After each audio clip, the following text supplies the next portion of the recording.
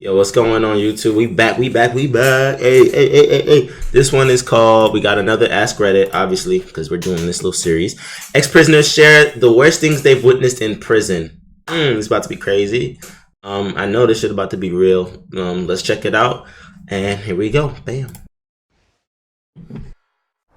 Ask Reddit. Ex-prisoners of Reddit, what was the scariest thing you saw whilst on the inside? Where I was, the guard towers were armed with a variety of less than lethal firearms. A fight started on the breezeway, main walkway between units. You hear the siren, and you have about 10 seconds sit on your ass and cover your head, to protect from over spray. Oh. The guards start shooting shotguns loaded with rubber balls at you. One Ow. of the guards hit one of the guys fighting directly in the sack with a rubber balls round. Ah. In front of his jeans red by the time they got him up.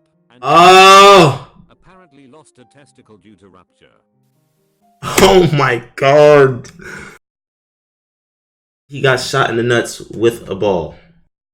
And it ruptured his testicle and he lost one of them. Oh my lord. Ugh. But my husband was in prison Where's as a Sniper? young adult. He said that they had a way of checking your ego in the spot he was at. The toughest guys would come up to you on your first day and ask how many push-ups you could do. If you were smart, you would just sort of blow it off, or laugh it off and move on. If you were a stupid show-off, or had something to prove, you would claim a large number, or talk yourself up. If you did that, then they would be all friendly, and be like, oh, let's see it. So the poor guy would do as many push-ups as they could. The tough guys would gas the new guy up, acting friendly, pushing him to do more. They acted impressed and joked around. Then as soon as the new guy had done as many push-ups as possible, they would beat him up. He would be helpless to resist. Because he maxed himself out. On push-ups. Wow. Any guy with an ego was normally really quiet for the remainder of their stay. Yeah. Wow. That's crazy. So they would make you, max out, like they say, your strength from doing as many push-ups as you can. And then beat your ass. That's crazy, yo. I'm the kind of dude to laugh that shit off. I'm not saying, I don't know what prison's like. I've never been to prison or even jail.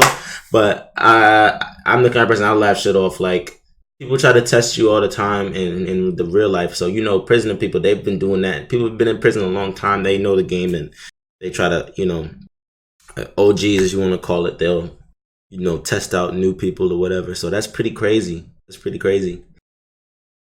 They'll beat them up though, like damn. In county jail. On the first day, when we were all being processed into the facility, strip, bend over, spread your cheeks, and cough. We were told very succinctly to never ever even joke about suicide while in the facility. Kinda like how you just don't say bomb on an airplane anymore. Right. Day 3, I had a good understanding of the other guys I was locked up with. I was physically the biggest of the white guys in our pod, so all the white kids huddled around my table at meals to keep away from the Hispanic folks and the black folks. Yes, there are 3 teams in correctional facilities. Right. Whether you like it or not. There was one kid in the group that seemed underdeveloped mentally. He probably had a learning disability among other things, but he essentially acted like a 12-year-old. Early on he was going to get himself in trouble because he never stopped talking or moving.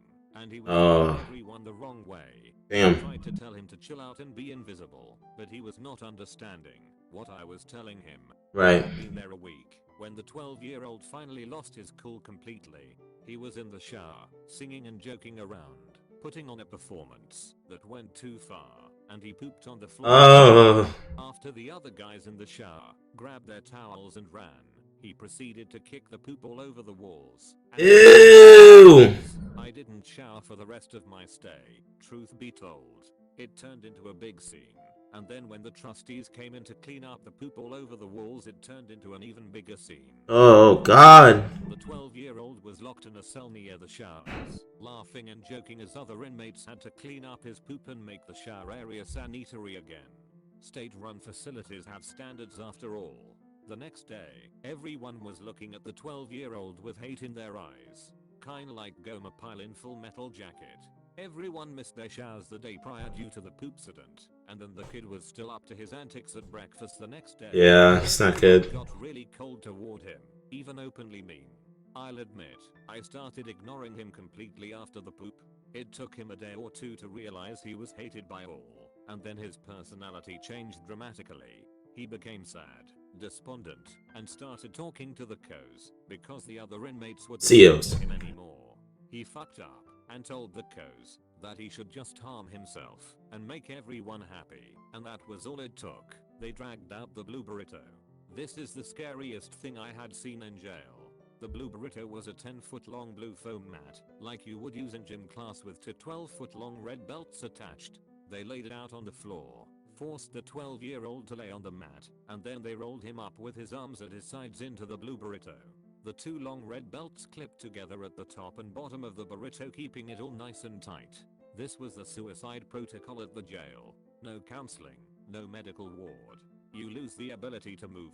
They put that poor bastard in the burrito around 8 p.m., dragged him into his cell. Oh my god. On the floor, wrapped up tight, until breakfast the next morning. Around 8 a.m., the child molesters and gang members in protective custody get to eat breakfast first.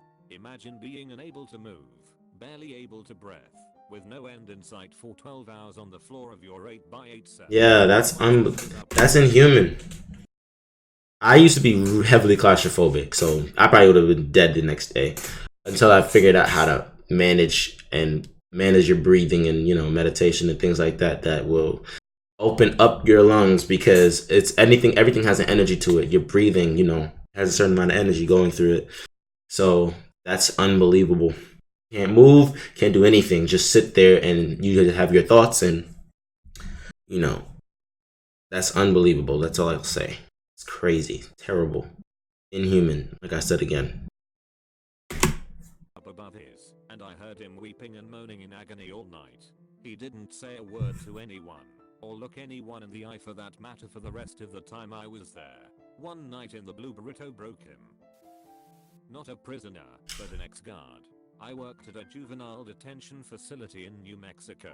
The absolute scariest thing I ever saw was a young boy, 9 years old, booked in for murdering both of his parents. There was nothing there. I failed to call this thing even human. I looked into this child's eyes and felt more fear than I ever have to this day. This was no child, it was a monster.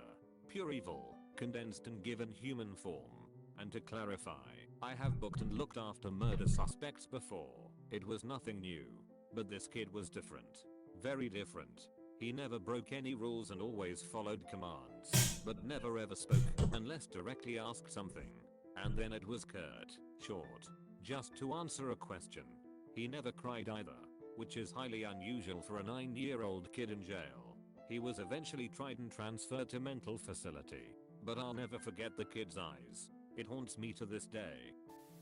I spent a day in country jail, the same jail where a family member worked at for a while as a lieutenant. It was his retirement job, meaning easy work. When you get into country, they give you a wristband with your full name and a barcode on it. For that 20-something hours I did everything I could to try to hide my last name, because it is very distinctive and the same as my family member. I was in a mice with some brutal fights. But the worst thing I ever witnessed was from some idiots. They stole some isopropyl alcohol from the med unit somehow, brought it back, mixed it into drinks and drank it. They were fucked.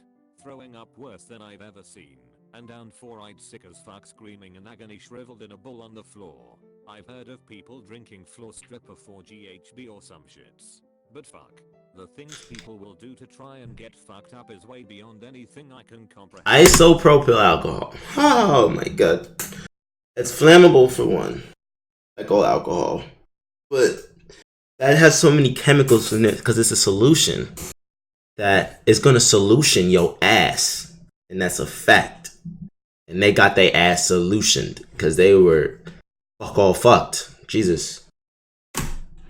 Also a bonus answer for you. The worst, scariest, most painful thing I've ever dealt with. I got scabies and had it for 11 months. I was treated several times for it, but because people were infected around me, I kept getting it. If you have never had it, or even heard of it, be thankful. I have scars on my body from scratching, because of how itchy and uncomfortable I was. I finally had to threaten a hunger strike. You want them to listen in prison? Go to medical, ask them for the lieutenant, and say you are going on a hunger strike. They treated me last time and put me on a psych hold in isolation for 3 days. When I got out they transferred me to a new housing unit, and I never got it again. I saw a guy scratching his arm until it bleed. Oh! And put it inside the wound. Because he didn't. Oh my god. It was completely scared. He was doing it in the courtyard, under the camera so the camera couldn't see him. I hope never to see anything that fucked like it seemed. Like he would do anything to get that Iran into his bloodstream. Not me, but a teacher of mine told me a story of one of her students that spent a week in juvie. He wasn't there for more than 2 days when a gang of boys attacked him, sliced his back up with razors and raped him. No one knew until they came to release him, and his mom put a hand on his back, only to hear him scream in pain because of all the cuts on his back. I was taking a shower in a communal shower. This guy walks in and is immediately jumped by 4 dudes. One guy takes out the metal strip to a safety razor and proceeds to cut this dude's fucking ear off. Good times lol. My friend used to do the level of insanity that the human soul can come to is the evilest of the evil, and it can rise to the goodest of the good. Anything you can possibly imagine, you're capable of. And that's both evil and good. I recommend you choose good. Karma's a fucking bitch. And you never realize that when you're so low down in a low state that you're willing to do anything to anyone. That you're literally a parasite. You can be both a parasite and you can be a very high aspiring person. Not to get philosophical here, but just saying, you know, you gotta have some sort of reprieve when you hear shit like this, you know? Something to say, is the world really just that fucked up by itself and that's as good as it gets? No, there's better things in life. We've seen them, but just know that it can get this bad. It can get this bad, bro. Facts. Industrial work in a steel factory or something. He was being trained by an Honduran worker to do forging. It was a tough job. He said the guy was very nice and really helped him to understand. My friend has an easy time becoming friends with significantly older adults. Kept telling he was a nice dude with a wife and daughter. Managed to legally adjust his status in my country with a seemingly normal and honest life. A few weeks later, I found out the dude in the local news. He apparently has been arrested for a week or so for raping his own daughter. Oh my god. In the back, I believe, although it wasn't very deep cut, so she survived. That same friend worked for the police for a while, not as an officer. He told me in the prison they had this punishment where, if you commit a violent crime, the inmates would do that crime to you 50 times. He had been stabbed 50 times in the back, and raped his anus 50 times as well. In the newspaper you could barely tell his shirt was covered of blood. And his pants of both blood and fesses. Alright. That was a much darker video. But, you know, you heard my perspective on it, you know. These kinds of people exist. Yes, they do. Some closer to you than you think. Not saying your family, but you know, sometimes you don't know if a person is crazy or not. But a lot of signs can tell you that of normalcy, like you're saying, talking about the 9-year-old kid, you know. No soul is like just this one thing. Like you're supposed to be a 9-year-old, you're supposed to act like this way. No.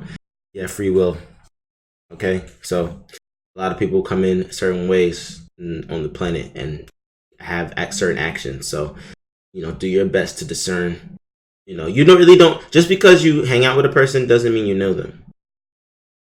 There's certain tests of time, and when times get to the worst of times where you really figure out a lot of a person's character, and even then you still don't know.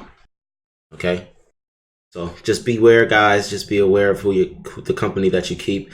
And if the person isn't, you know, helping lift you up and help you be the best possible person you can be by pushing you in a positive way, then you probably don't need to be in that person's life, whether you think they're good for you or you like them or not. It's not about that. It's about assuring yourself having positive and uplifting days ahead of you. So that's it, man. But anyways, thank you guys. Appreciate y'all watching this video, and I'm going to catch y'all on the next one. We'll see you later. Mouthpiece.